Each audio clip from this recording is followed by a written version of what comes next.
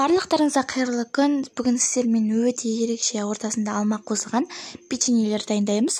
Ең алдымен видеоны қарамас бұрын менің каналыма тіркеліп, лайк қойып, комментарий қалдыруды ұмытпаңыздар. Менің жаңа видеомды жіберіп алмаңыз. Алдымен жұмыртқа және де қант, бөлме температурасындағы сары майымызды қосып, жақсылап шанышқымен сары майды езіп, біркелкі маса болғанша араластырамыз. Енді ұнымызға қопсытқыш қосып, мына тестамызға салып отырып, міндетті түрде елеуіштен өткізіп, біз жұмсақ қамыр илейміз.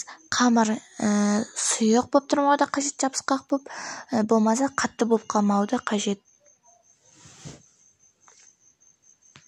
Жақсылап жұмсақ қамырымызды илейміз.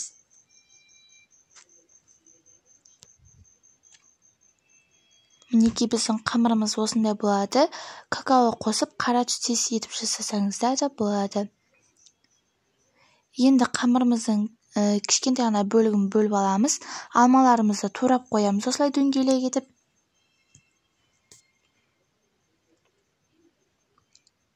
Алған кішкентай қамырымызды қалың қылып емес, кішкене ғана жұқа етіп, жақсылап жайып шығамыз.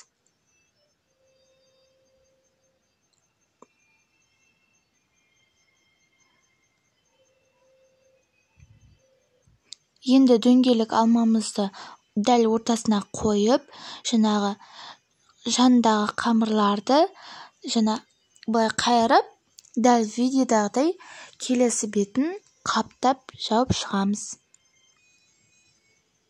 Мінекей, енді дұрыстап басып дөңгелектеп жібереміз, дәл сырнекей жасағандай жасаймыз.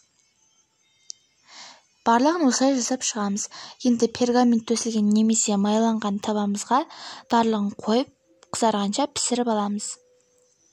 Мен жағына сәндік ретінде пышақпен осылай решетка жасап шығамын, бірақ ол мүлдем міндетті емес, жасамасаңыздар да болады.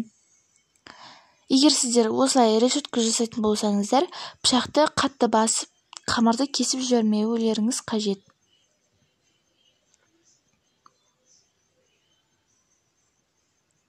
Мінекей барлығын осылай дайындап шығамыз.